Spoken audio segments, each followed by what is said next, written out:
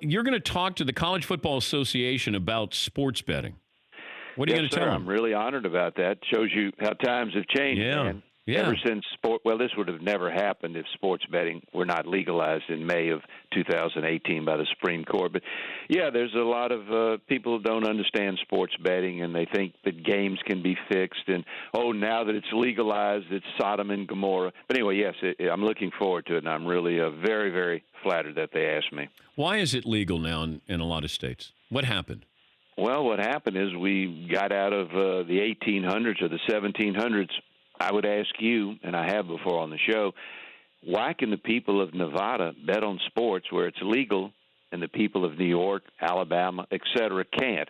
It's just insanity. And everyone from, at Europe, you can bet on our presidential election. By the way, you can't bet on our presidential election here, but in Europe, as you know, you can bet on sports. You can bet on sports, our sports in Canada. It's crazy. So finally, the Supreme Court decided to hear it and said, it makes no sense. I mean, murder's not legal in any state, but betting is legal in Nevada. Why can't the rest of them do it? And that's a garrulous answer. Yeah, I'm just trying to figure out where we're headed with this. And I always tell people that, we look at officiating, and right now we can look at officiating. We might not like it.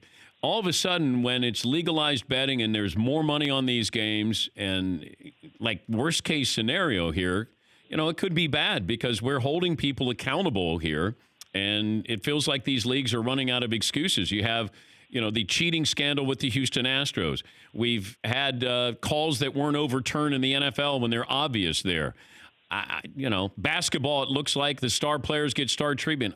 I don't know how far it goes, Danny, but what concerns do you have with those scenarios? Well, first of all, I don't have any concerns because let's just say that a referee were going to fix a game. What is he going to do? He's got to bet on it. Dan, you, me, a referee, you cannot bet that kind of money without raising a red flag.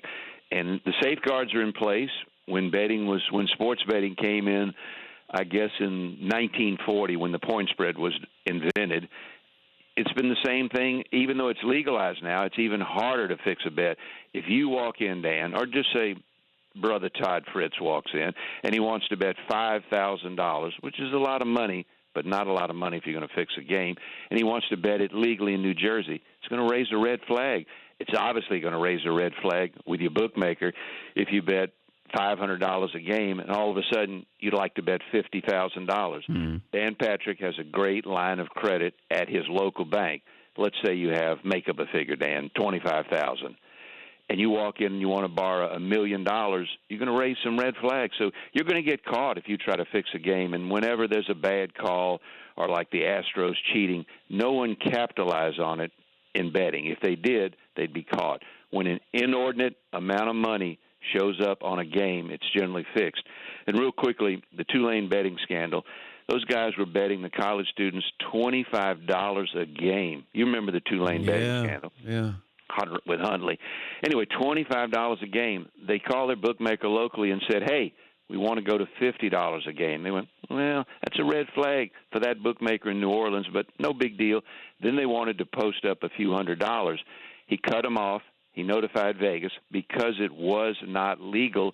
He couldn't call the U.S. attorney there and say, hey, these guys are fixing games. Thank you, sir. What do you do? Oh, I'm an illegal bookmaker.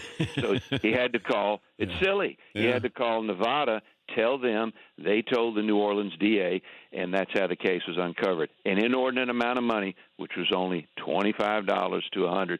It's a phenomenal. They being the bookmakers, and I'm not saying they're choir boys, but they do a wonderful job of keeping the sport clean because it's in their interest.